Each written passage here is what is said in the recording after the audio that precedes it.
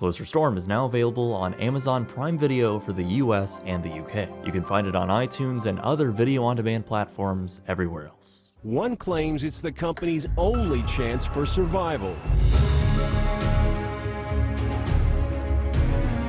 Atari has filed for Chapter 11 bankruptcy protection. The 31-year-old TWA presents the difference between... Kodak is filing for Chapter 11 bankruptcy protection.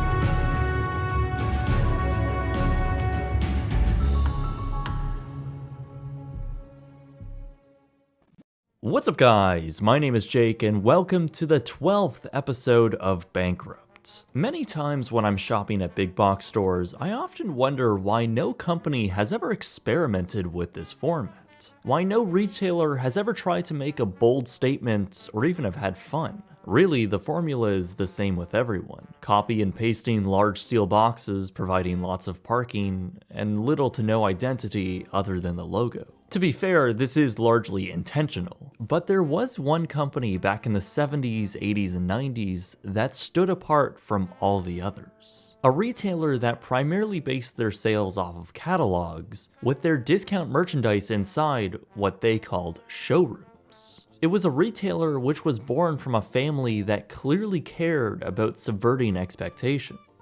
However, just before the turn of the 21st century, they lost their way and ultimately filed for bankruptcy twice. So join me as we journey through the history of this up-and-coming brand, hear from a manager at the company for over 25 years, and what remains today of its legacy. This is the Best Products Company. This episode of Bankrupt is sponsored by Skillshare. The first 1,000 of my subscribers to click the link in the description below will get a 1-month free trial of Skillshare. It began with Sydney and Francis Lewis, a husband and wife who really were both entrepreneurs. Sydney had spent years selling encyclopedias through catalogs with his father. Along with these sales, Sydney began offering additional products to throw in along with their encyclopedia purchase. He realized that many people wanted to see more everyday products where they could easily order off these catalogs. So, an idea was formed to create their very own branded catalog and open a warehouse to which they would call a showroom, so customers could come in and see the tangible items. They opened one of these showrooms in downtown Richmond, Virginia, and at the same time sent out their very first catalog in 1957. The Best Products Company was now launched with a very bright future ahead. Through the 1950s and 60s, the company gradually expanded their presence in both physical showroom retail and catalog distribution. With an expansion into new states like Maryland and North Carolina, clearly their method of retail was working well. Giving the option for the consumer to enter a physical space and become more directly involved with their purchase proved to be a successful formula, rather than the just standard catalog businesses of the time where this really didn't happen. Using a modern example, it's quite similar to how IKEA works today, where you browse through a showroom, then pick up pre-packaged products at the end of your visit. Best, however, was going to make themselves even more unique as the 1970s came in, and the Lewises now had the ability to put their vision into full swing. For a number of years, both Lewises had an interest in art, particularly Sydney, Best's acting CEO. They'd often invest in young and upcoming artists as a hobby. One of those artists was a man named James Wines, who they met in the 1960s. James was also an aspiring architect who founded his own firm called SITE, standing for Sculpture in the Environment. He had a very interesting vision for retail and convinced the Lewises to let him design and build a brand new showroom for the company that would really be unlike anything else in North American retail, with the promise of little investment necessary and high returns in the form of traffic to the store. So, the extraordinary showroom dubbed the Peeling Project was constructed in 1971. While the retailer continued to expand with somewhat regular locations, Peeling Project was just the first out of 9 that were ultimately commissioned by the company. SITE, with James Wines as the lead architect, served as the visionary, and saw through many of the insane and truly bizarre retail locations. I'll cover each of these 9 locations in more detail later on in the video, but I think it goes without saying that the public reaction to each was wonder and astonishment. Really, I think it could be argued that these weren't just a gimmick. It was a genuine display of art. It also attracted many people who would have just never gone to a Best showroom to begin with. So it really was a clever form of marketing too. With the company now publicly listed on the New York Stock Exchange at just $1 a share, Best Products was now turning almost $530 million a year in sales by the mid-1970s. The company had 62 locations across America with a dedicated family-like staff working at each location. The stores were kept in immaculate shape, and the respective management seemed unparalleled to any other retailer in the country. No one knew it better than Randy Allen, a showroom manager there for over 25 years. You know, the thing about Best, which made us different, were the owners, the Lewis family. They were amazing, amazing people. And they taught us so many things about how to run a business, morally and ethically, and it was always a clean slate. The company gave away money every year to employees just for being there. And they would give out checks every year to the employees. And it was Sidney Lewis calling me. And he went, you always called him Mr. Lewis, you never called him Sidney. He was calling me to tell me he was coming to my showroom to give out the profit sharing checks. And I went, oh, okay, well, we'll be ready for you. And he says, no, I want you to pick me up from the airport. And I thought, you're one of the richest men in Virginia. The CEO's calling you to pick you up at the airport. And you want me to pick me up in the airport. And I was driving a 280Z at the time. I picked up Sidney Lewis at the airport in my Z. There wasn't the air of superiority or the air of disassociation that a lot of companies have, and a lot of companies I've worked for since. They rolled up their sleeves and got dirty just like everybody else. Best Products ultimately reached their goal of $1 billion in net sales by 1981, an enormous achievement now with the Lewis's son, Andrew Lewis, taking over as CEO. Just a year prior, the company's leadership had moved into a brand new custom-built headquarters in Richmond, Virginia. Once again, having the Lewis's influence all over it, with art covering the walls and 2 Art Deco statues that were saved from the demolition of New York City's former East Side Airlines building. At their showrooms, staff were trained to genuinely care about the customer, and the overall atmosphere was clean and welcoming. But they were also innovating too. We cared about people. If something was out of stock and they really needed it, we busted our butt to get it for them, especially toys. Oh man. We had the first point of sale. You get a little scanner and you read a number and that's how you pay for it. We were the first company to have that. We had automated rollers in the warehouses that would read a scanner and put the box in the right truck. That was all stuff that we started. By the early 80s, the company began to acquire other brands in their similar retail category, mostly catalog retailers. I think many were a bit puzzled about some of these acquisitions though, since by this point, only 20% of sales and 5% of revenue actually came from Best's catalog division. On the flip side, however, considerable investments were being made to strengthen their range of products offered, like moving into electronics, luggage, and homeware. They also acquired some smaller regional brands across America, expanding their overall market share and making Best Products Company the 34th largest retailer in the nation. This immense growth, however, came at a cost. The company was already battling the economic downturn of the early 80s, and while these acquisitions were touted as growth and market expansion, they really only hindered the bottom lines. With the decline of the catalog, competition creeping up in their established markets, and contention at the highest office in the company, Andrew Lewis had resigned as CEO. This would mark the last time the Lewis family held the chief executive position, and the company then shifted away from the family after 30 years. At the time of his departure, Best had over 200 stores across the country with almost 20,000 employees. Their revenue had now exceeded $2 billion. Immediately, Robert Huntley took over as CEO, the first outsider of the Lewis family, and really the condition of the company to which he now had to guide was not great. The position Best had in the market just didn't make sense long term. Their VP of distribution had stated that really Best had the structure of only a $400 million business, not a $2 billion one. So swift action was taken. 17 unprofitable stores were shuttered, along with the entirety of a woman's apparel chain that Best acquired years prior. Ultimately, however, the company was acquired by a private investment firm in 1988. The firm that now controlled the interests and future of Best were known for their leveraged buyouts. They specialized in dividing assets and didn't exactly have the best track record in retail. By the following year, the company reported their first modern loss with over $50 million. This was just the beginning of major issues, as in 1990, inventory across the company grew scarce. It was reported that 1 out of every 4 orders by customers failed to be fulfilled.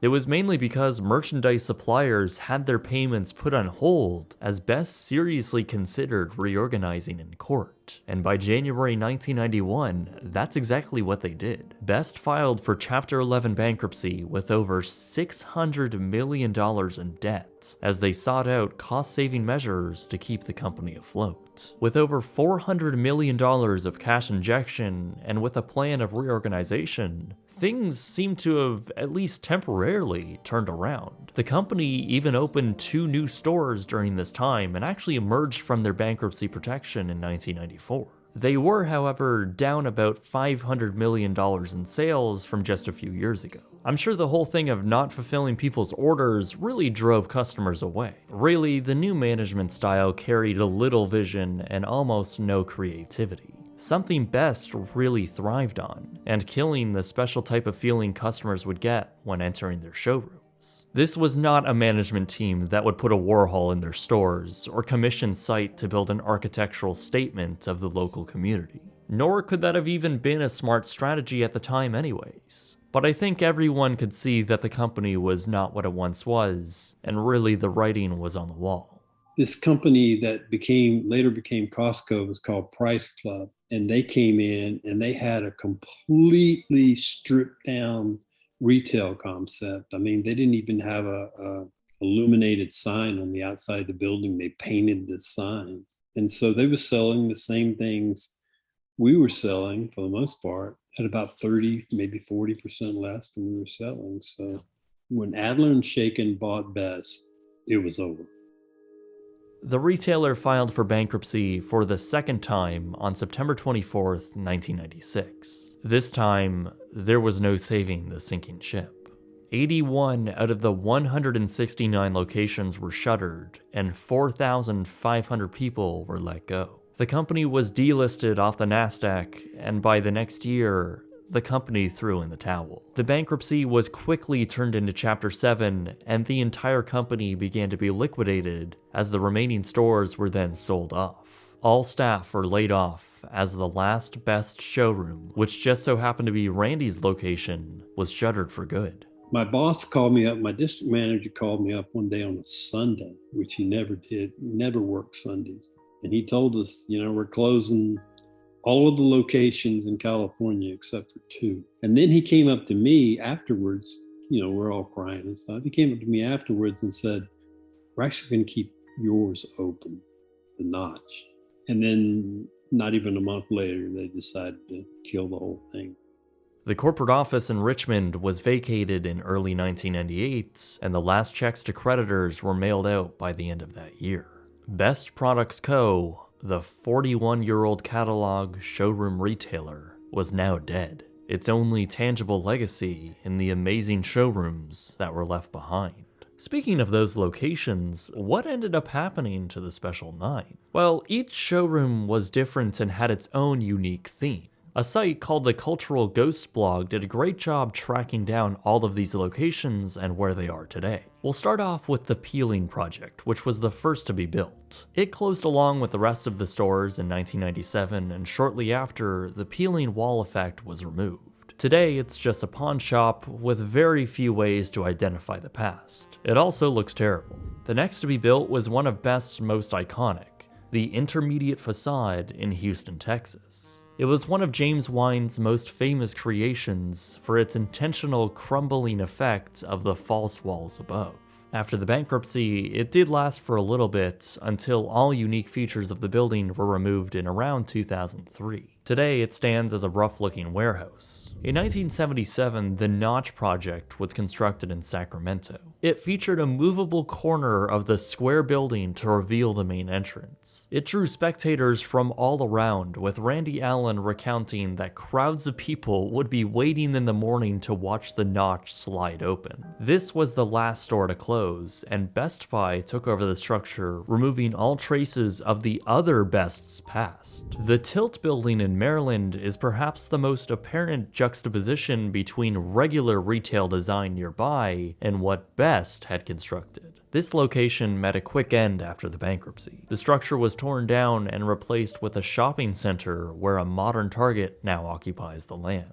In the same year, Best Anti-Sign was constructed on the facade of the company's distribution center. Post-Best, the ceramic tiles were taken down and put in storage with the hope of saving them in a museum. It's unknown if they're still in existence. In 1979, Rainforest Showroom was opened as one of the coolest in my opinion. A glass shell surrounded the building with a sort of tropical cross-section terrarium behind it. This showroom was appropriately just outside of Miami and stood until the bankruptcy. It does still stand today, of course without the glass wall, as an Office Depot. There was another just outside of Miami in Cutler Ridge, Florida, which was a prime example of the deconstruction wines love to design. This time with a 4-tiered facade. And yes, those doors do actually work. This location only lasted until 1992 when it was destroyed by Hurricane Andrew. The storm ripped a huge hole in the side of the building and it was soon demolished. It was only open a little over a decade. A furniture store now sits there. Probably my favorite is the inside-outside building in Milwaukee, the last to be built by Wines, and it's gotta be one of the most alluring retail spaces ever created. It was made to look like certain sections of the building had crumbled away, revealing the piping, supports, and most interestingly, the merchandise. Some even posed to be halfway through the dividing glass with one side gray and the other its vibrant normal self. In fact, everything on the other side of the glass was painted fully gray. It was incredibly unique and such an incredibly cool idea. But even while it was open, there were issues with people stealing the aluminum and merchandise props. It was closed as a part of the final sweep and now stands as a discount clothing store, completely altered back to a regular building. It also so happens to be down the street from a very famous abandoned mall. So that means all of these stores have been lost to time.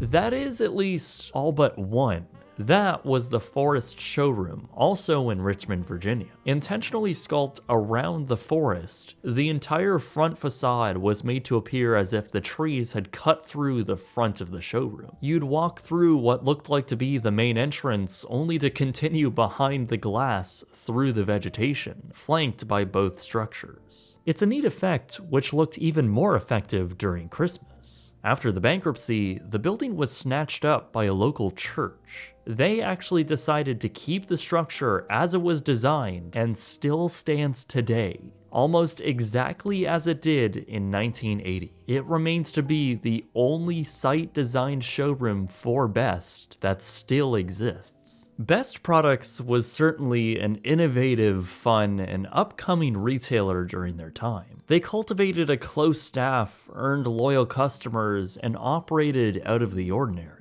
They built astonishing showrooms that were featured in magazines like Architectural Digest. Yet, despite all of this and over 200 locations across America, no one really ever talks about Best Products anymore. I think that's in part because their entire physical presence in retail landscape was so quickly erased. Through my research, I was hard-pressed to find any modern-day evidence of the brand. All of their locations have been transformed, even the bulk of their standard-looking locations. And the only straggling abandoned bits of the company show up here or there as an old shopping cart or tractor-trailer.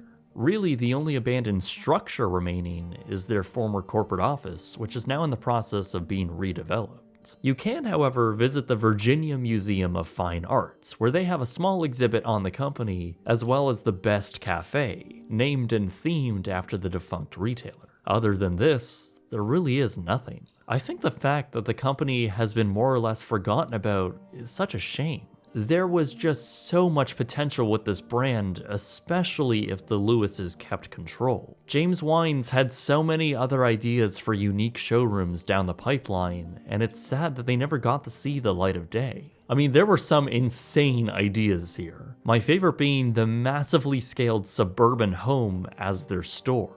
It's outrageous, and I love it. The Lewises also had other famous architects of the day like Michael Graves dream up their own ideas for some of their stores. They were truly paving the road for a new and fun type of retail. What's even more of a tragedy, though, is the abandonment of their philosophy. They sold discount goods, but in a dignified and vibrant way. They didn't treat their customers like walking wallets and set them apart from other stores like Walmart, Sears, Kmart, and Woolworths by investing in their retail spaces. Fast forward to now, and really no one has followed suit. The only company I can think of is Apple, where they do put a lot of time and effort into their retail environments and architecture. James Wines does work from time to time with his daughter, but their retail scope has been limited at best. But when it comes to department stores now, they're really all the same. Best really was something special. I personally wasn't even alive for the glory days of the company, but even I want to feel nostalgia for this brand. They were truly everything great about retail from that era, giving customers a sense of excitement and occasion. The employees held huge company parties and genuinely respected the brand. 20 years later, and you'll still see former employees cherish their time working there, holding reunions and forums online, remembering back to the good old days. It's genuinely sweet to see, and makes you wish this rose-colored glasses view of Best would come back. But that's just not reality, and maybe this company was only meant to last for as long as it did. After all, let's remember, they were primarily a catalog retail company, which obviously was drastically declining in popularity. What's even worse was the competition, who were simply just cheaper. When the brand was bought out by an outside investment company, there was no way the charm of Best would last. At the end of the day, that's what these investment firms are designed to do. I mean, let's look at Sears or Toys R Us, two prime examples of how this really cannibalizes a company. They're meant to be as efficient as possible. Oftentimes, efficiency trades places with creativity. The company simply just went creatively bankrupt. And at the end of the day, that's really the only bankruptcy at Best that really mattered. I want to thank Skillshare for sponsoring this video. I'm currently in the process of sprucing up some of the branding on this channel, just to give everything a bit of a refresh. So I've been learning a lot about logo design and color theory. Skillshare has been an excellent and premium resource for me to do so. There's a great course by Diuti, who's a brilliant graphic designer. Her course on matchbox design, typography, and vintage logos is right up my alley. I really learned the complex yet simplistic approach to a design language that I really subscribe to. That's just one of the thousands of courses covering all types of topics from video editing, online store fundamentals, and photography. So if you're looking to get inspired and explore a fun way of learning about something new, or that you're already familiar with, Skillshare is a fantastic ad-free way to spark that creativity. The first 1,000 of my subscribers to click my special link in the description below will get a 1-month free trial of Skillshare. My name is Jake, and thank you very much for watching.